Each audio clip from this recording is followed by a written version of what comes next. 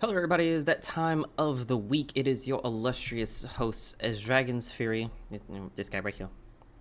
And in further ado, that guy over there. Hello, this is I. And we hope you are having a good week. And if not, we hope the episode helps. And if it doesn't, it is not our fault. As always, we hope it helps. Yes. So, the best thing about being me is that I am, yes, but I am particularly well versed in what the hell I'm talking about.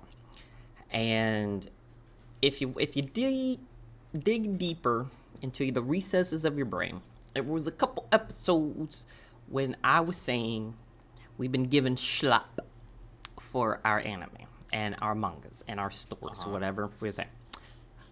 I was right. But now we have the fucking numbers. Oh boy.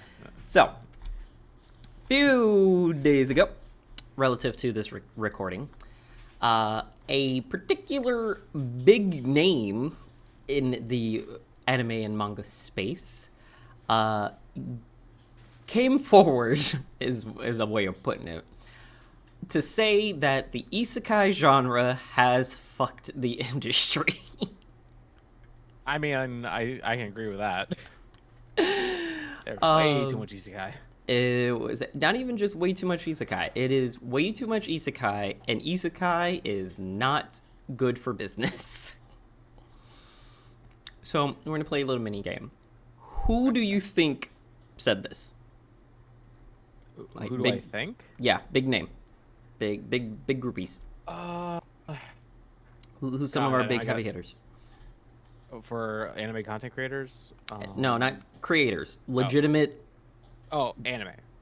Like our legitimate corporations who give us our anime and our manga. They're distributed amongst the world. Our big hitters. Who do you think was the one who dropped the beans? Oh. Was it Crunchyroll? No. Crunchyroll gets their shit from people, so... True, that is very true. They've had their own issues too. Yeah, but no, we were talking about people who gives us the stuff that goes to Crunchyroll. Who's the ones who be green lighting these series? Let me see if I can remember what they're... Who are the green lighters? Let me pull up their icon so I can give you a hint if need be. Let's see. Okay. Ooh, what is that? That's a great sign. I don't know what animal it actually, like, it officially is.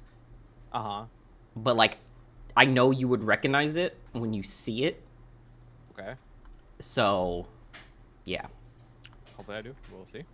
I gotta find it that doesn't have the name under it. Because that's, kind of the point. Yeah, kind of quick. Photoshop. Oh no, this works. It doesn't have the name on it. Copy image. And then we are put this...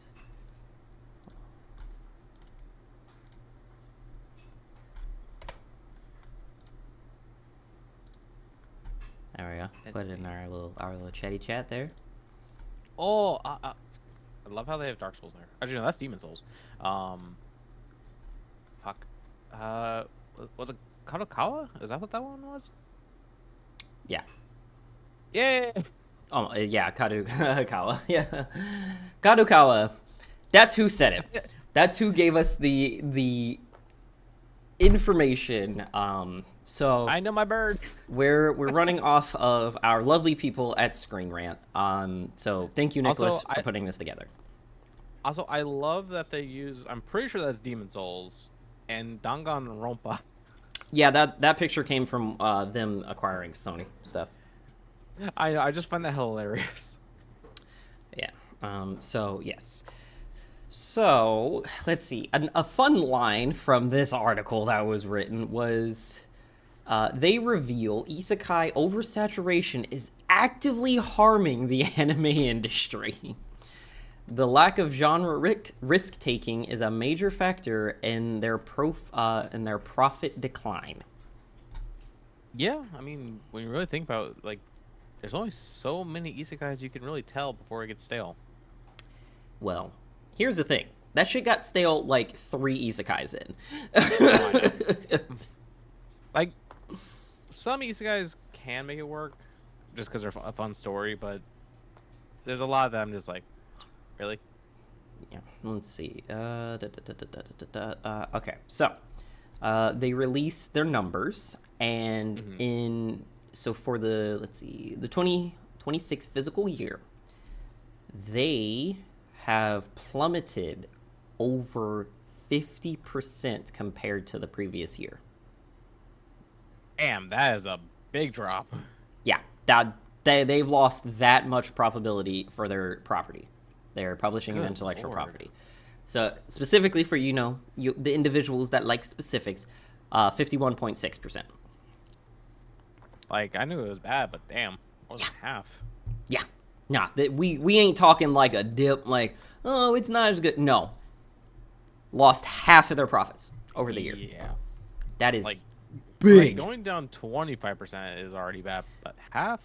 Yeah. They gotta rethink some things.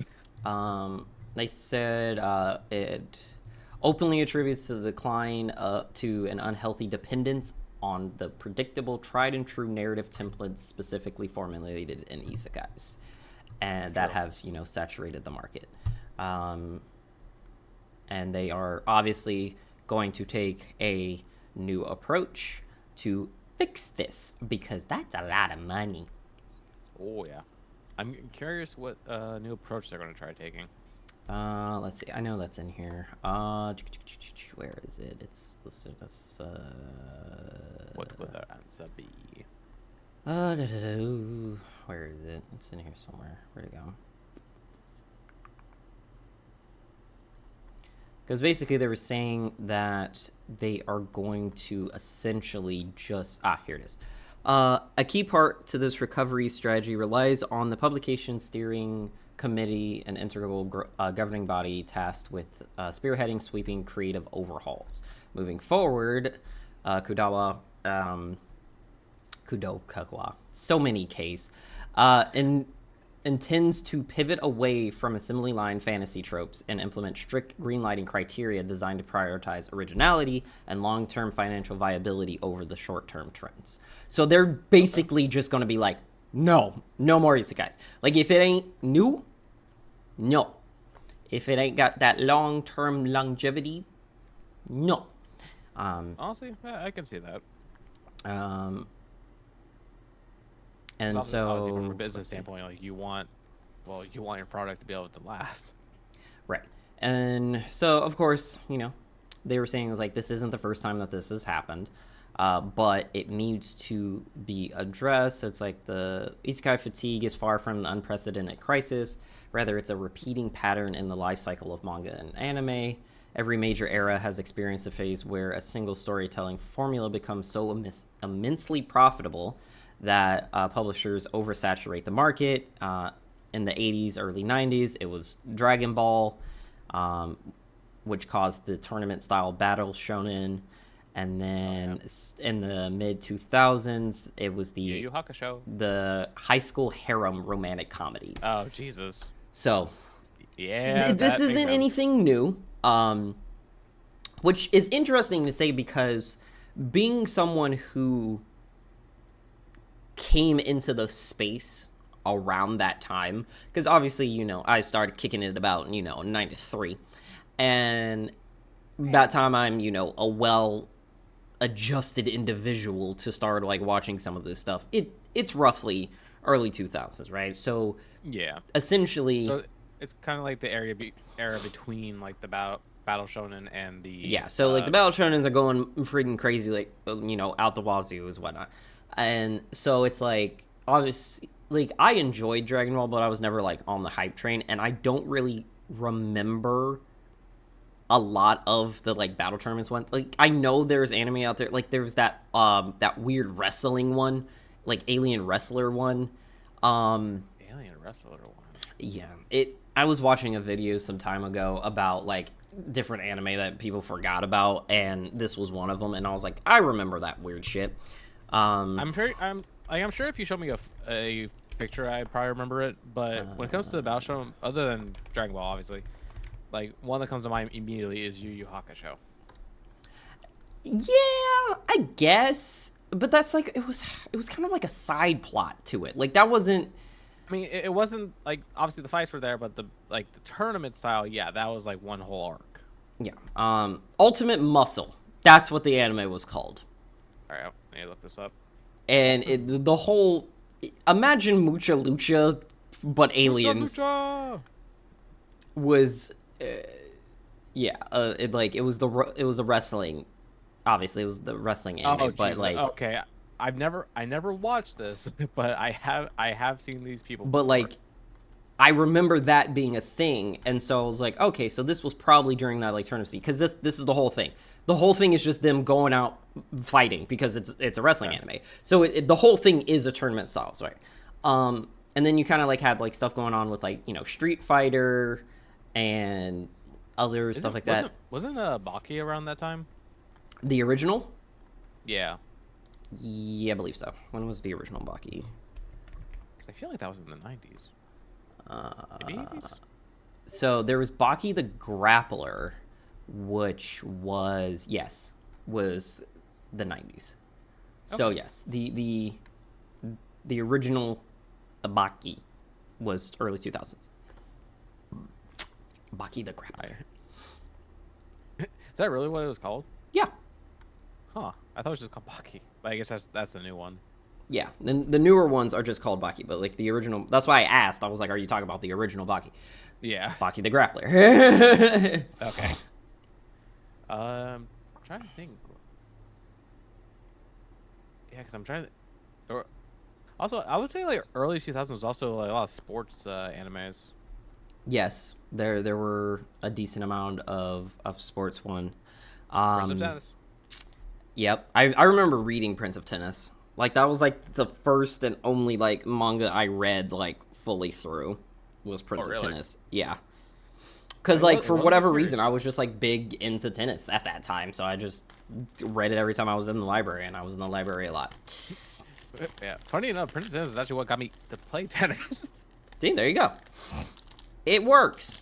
And then obviously Haikyuu later on, and when I started playing volleyball. I didn't read that one. I just watched that one because at that point I was like, bitches. I still have yet to watch it, and it's on my list. I really gotta watch it. I haven't finished it because it's like that issue that's going on with like anime sites and the third-party animes and the pirating and all that stuff, whatnot. Like that has made it very difficult to watch anything, and it's not like I'm not obviously like used to this because I saw this coming along years ago. I saw this coming when I was in college, right? The whole change of getting away from the whole change of getting away from cable and the kid, and I was like, this, you're literally about to go right into what cable came to be in the first place. Like the point of cable was to bring everything together so that everyone had access to watch all of these multiple outlets of media in one place for one price. And then everyone was like, well, I don't want to pay for all these things that I'm not going to watch, which is fair. That's fine. But don't push it like it's right for everyone. Because me personally, I was, the TV schedule, kid. So it was like I was watching this stuff based off of, it was like, hey, it's airing like the new series. It started this. Yep. You're watching it every Friday. Next thing you know, it's like 6 months later. You're gone through 2 seasons and a half of like 15 shows, right? Because you've been watching TV for like 4 hours amongst multiple channels, and then here you go. I've completed all these series at the same freaking time, right? Yeah. But then everyone's switching over. Down lock for Stargate.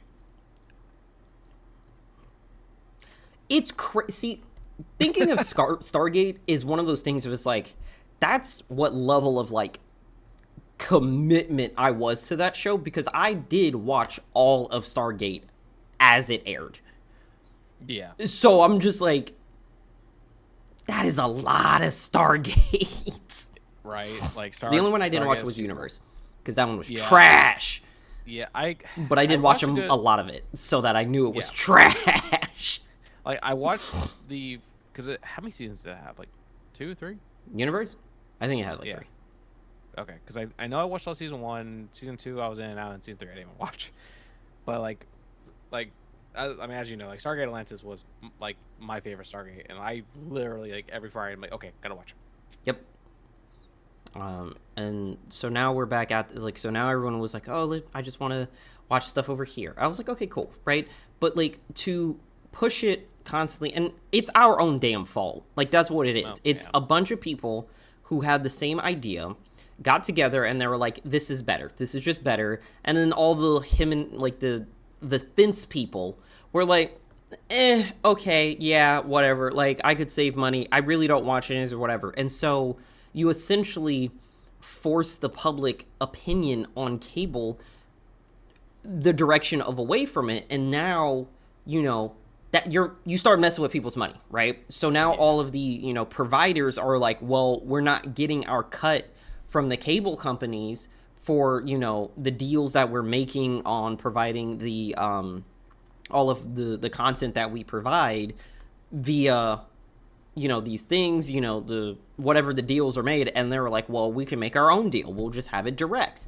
And they were like, okay, cool. Direct TV. Well, now you have the middleman cut out, which was there for your protection, for your wallet, because they were making deals that were more fair than, hey, pay me $20 a month for this library, which compared for that same money, you were getting 4 libraries. And so now you have to shell out $100 collectively around. I know I might be exaggerating. I'm exaggerating on the things, on numbers. I mean, with how many streaming services there are, you're pretty close. But right, but making the point, it's like, I got $6 over here. I got $6 over here. I got $6 over here. I got $6 over here. It adds up real quick. It adds up so quick, and that was the price you were paying, for cable for all of it. And that's not even just like those 6, right?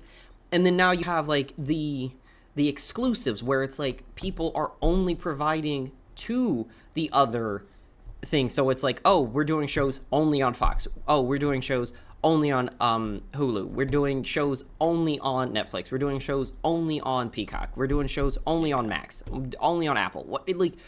So now you're even more screwed, because it's like, we reached that point where, hey, we got all these interesting and original shows, like stories to be told, and they're behind freaking paywalls, right? Yeah. Like, I was already dealing with this in my fucking games. Now I gotta deal with it in my TV. Like, damn. Right. I know. Like it's annoying, because like, with the fact that, like, going back to anime, it's like a lot of anime that I had watched before the third-party site got taken out. Like, literally all of my anime are like all different streaming services, and I'm just like, well, I'm never gonna be able to watch these now. Right. Because even if I had the money and I wasn't like struggling to like pay for things, I'm not doing that, right? Because it's I need to make that amount worth something. Like, I need it to be, oh, I am going to be watching this enough that I'm paying like for this monthly. I need to be watching it more than like 3 times a month, which is the case of what I watch with stuff now, because I watch stuff in like bursts where I'm like, okay, I'm in the mood to watch all of my anime library. So I'll go through and like watch 4 or 5 of shows. Well, I was going through and watching 4 or 5 of my shows. Yes, we are one of them. Yeah. And so, because only until like last year and a half had Crunchyroll actually got their shit together and actually had a decent library. So, which was crazy, because how do you merge with another big like anime distributor and still have a shit library? Can't figure that one out. Now, I will say, because Witch had Atelier, that was recently. That's one of the new ones for the season. Very good. I recommend. There you go. Also, I'm actually watching it dubbed. The dubbed is great. Yeah, you're no longer lying to yourself. Hey, I've watched dubbed. There's a difference between have watching dubbed and watch dubs. I mean, when it comes to dub, like obviously, like I would say my go-tos for dub will always be Dragon Ball and Brotherhood. Like I can't watch those subs. Like I'm sorry. Yeah. So, and so yeah. So that's where we're at. And I find it very.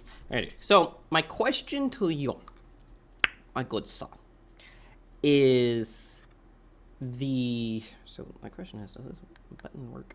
Oh, it doesn't. My question is, okay. I don't know. What?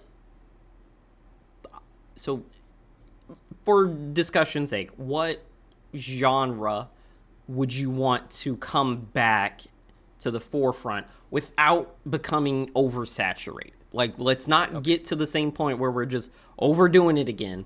But what would be a genre or a story type that you want to come back and have more stories?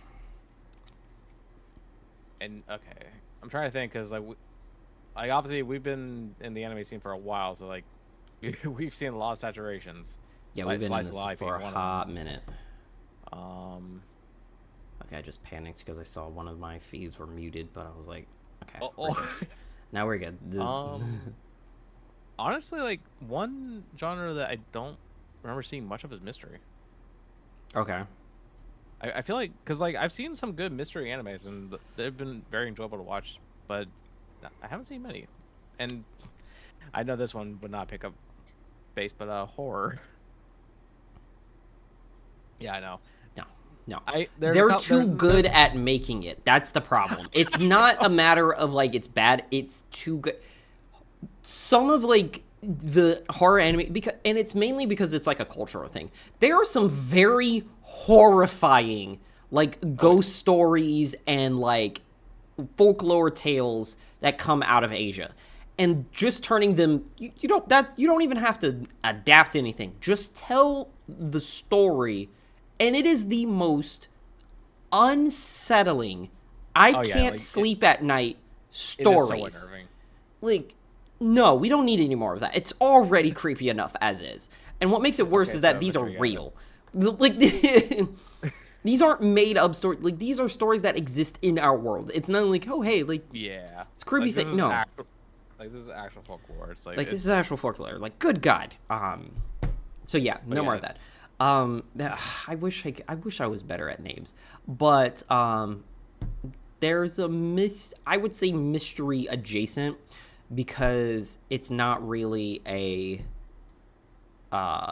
like he's trying to figure out what's going on, but everyone else is just kind of like dealing with it. So basically it's following this guy who joins a paranormal division of the government to deal with I think they called them like neighbors or something. No, not neighbors. I forget what their name was.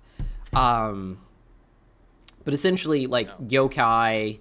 Was this the one where the kid, like episode 1, like we see the kids like the monster? No. Am I? Damn. Okay.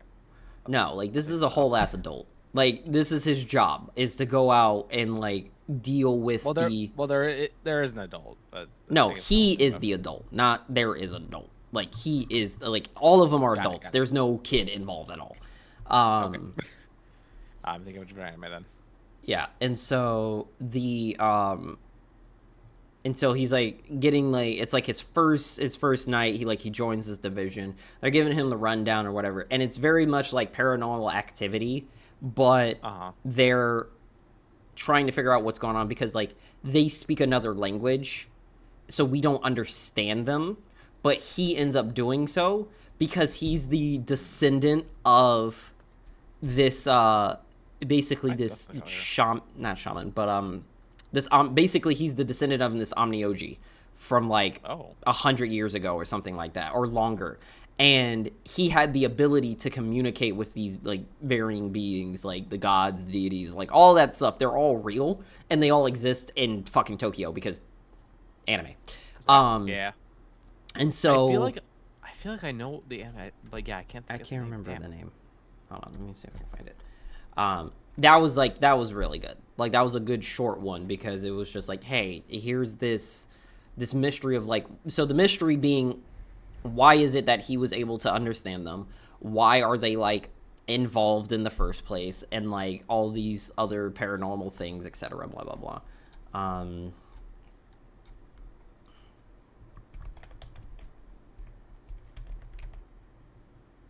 Oh, this one is it.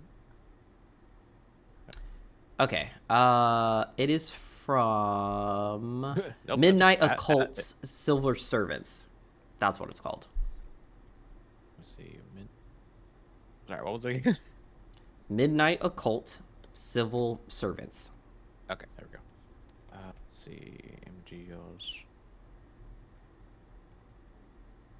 Okay. I remember seeing this one. I added it to my list. Never got to. Damn it. All right. Yeah, you need to watch it.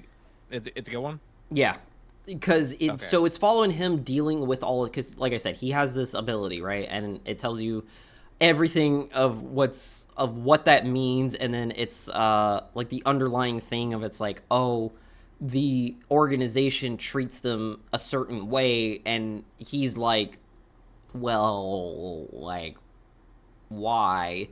But it's like he's almost like caught in the middle of like the perspectives of being like, hey, this is what our perspective is of these beings, these paranormal beings as a human, and then he's trying to deal with having the perspective of the paranormal individuals dealing with humans, because it's not necessarily all that bad. Like there's an episode dealing with like, I think it was like Pandora or something. It was a whole thing. I'm sorry, what? Like I said, it was a whole thing. Oh my god. The whole thing. Nuts. So like that was a good one, but like that's why I bring that up, because I was just saying like I agree. Like more mystery style anime would be interesting, because like it's mystery but also kind of like fucked up gore a little bit. What Psychopaths. We need more Psychopath style shows. I never did get to watch the second one, which I don't know if you want to call the second season, but because it was Psychopaths 2. But I never did get around it because Psychopaths ended with the biggest bomb exploding of what was going on. Right, I was like, what the? And you're like, wait a minute, what? That's what's behind all of this? Okay, yeah. Did you watch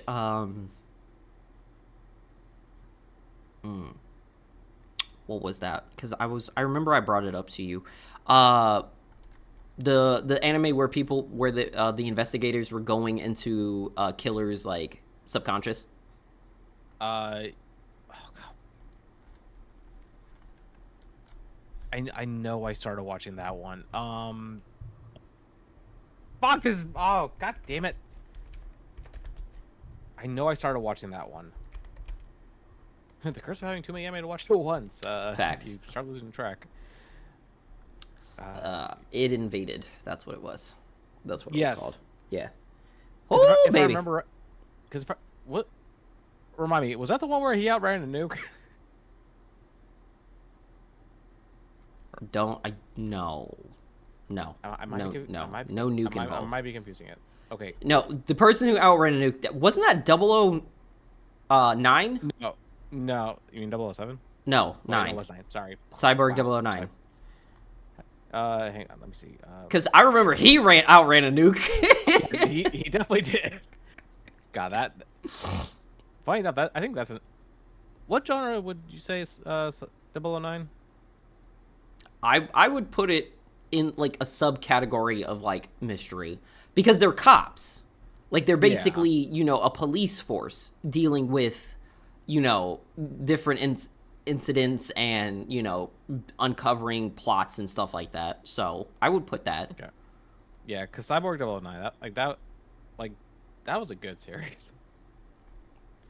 Funny enough, because obviously I watched the original And then I found out that they actually came out with a new series for it. I'm like, They did like two new ones. did they do It two? was, or was that one a movie? I wouldn't be surprised if they did a movie.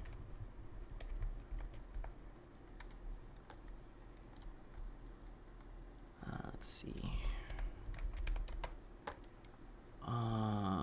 Because we had, okay, that was the movie. That was a movie.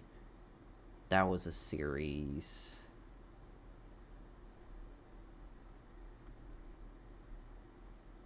That was a series. So there's a series. So it's Cyborg 009, The Cyborg Soldier, and 2001, 2002. Okay. And then you have, let's see, what's the other ones? I know there's more. And there's this one, which was, this was the original one from the 80s. So that was number 2. So that was the first one. The one in 2000 was the second one. And I think there was just a bunch of movies. Because 009 Cyborg, I think, is a movie. Okay. And then you had Cyborg 009 versus Devilman. That was a movie. Wait, what? You didn't know about that one? No. Oh, no, that was a miniseries. That was a miniseries in 2015. What the fuck?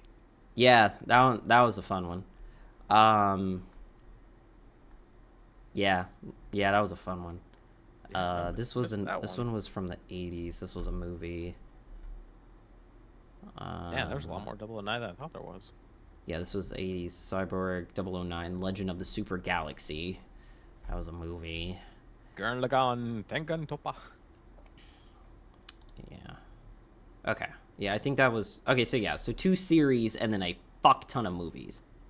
Got it. Yeah, because I think it was the most recent series that I watched. Yeah, so that would have been the one from the early 2000s then. Okay. So yeah, the one I was what I was remembering was a mini series and a movie. Got it. Yeah, nah. But yeah, so is that Zodiac Knights? Give me more of that. I don't think people treated the live action, well enough that we could get more. They had a live action? Yeah. Oh, shit. 20, let's see. Yeah, 2023. Knights of the Zodiac. Oh. Damn. I thought they did well. It was not received well, but I enjoyed it. Yeah, unfortunately, I feel like that's how it normally goes. Because, like, their armors didn't look cheap. Their transformations... Here, let's... I like how I look up Knights of the Zodiac and Saint Seiya shows up. Well, yeah, same universe. Oh, yeah. Well, not even same universe. It is the universe. Because Saint Seiya is a part of the Knights of the Zodiac. Well, yeah. The armor looks pretty good. This was in theaters? Mm-hmm. How the fuck did I miss this? Like I said, it was not well received for obvious reasons. A lot of, anime that get modern adaptations never really do well and I blame the fans. I blame us watchers of anime because we're not supporting our stuff well, right? Like, yeah, we're not giving it a chance because, like, a live action adaptation when done right is like seeing a really good cosplay of it, right? Yes. But then you also go in... Right, but, like, at the same time, with cosplay, you come across some cosplays where they're like, obviously, that's not, close to accurate or whatever, but we don't typically... Asterisk. Typically, you don't dog walk the person, right? Yeah. Typically. Fuck you guys who do. But... typically, you just kind of let it go, right? You don't actively try to make it so that person cannot ever cosplay again because you make them feel so bad about it, right? I think that's the issue. Yes, we got some not so great movies, but in the anger, Evolution. yeah, but it wasn't great, but it also wasn't as bad as everyone makes it believe like it is.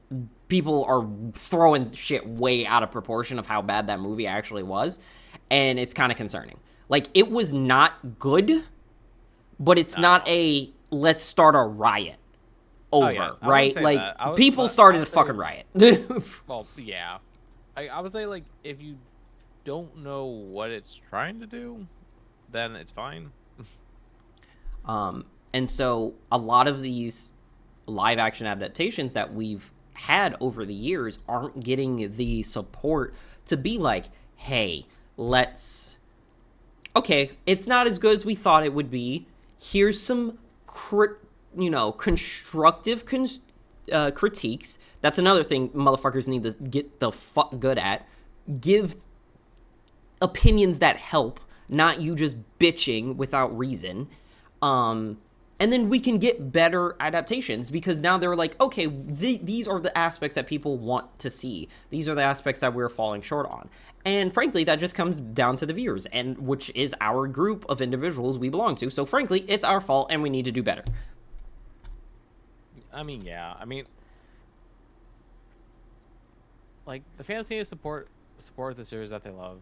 Like, I obviously, like, if it's a bad rendition, like, you don't have to start a riot, but it's like you can leave your critiques. Like, my prime example of truly supporting something you like, no matter what, good or bad, Mortal Kombat.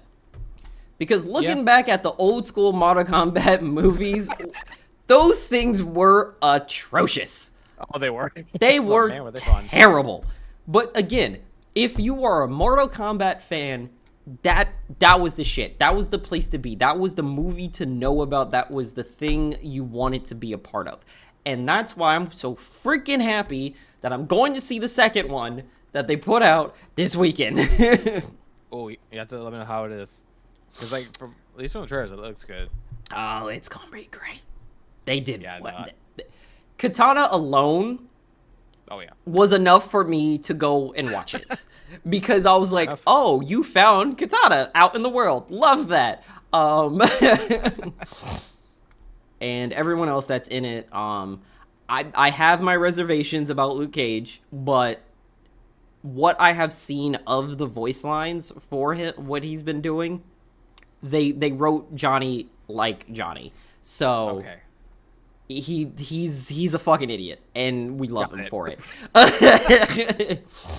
Like, I mean, you can't write him any other way. Right. He has to be a dum-dum. And then Street Fighter is coming too, and I'm pretty pumped to watch that because it's got Vega in it, and he's my favorite. I'm very curious to know how the Street Fighter one's going to do. There's so many Saint Seiya's. But all right, well, we are going to wrap it up there. So, parting words, good sir.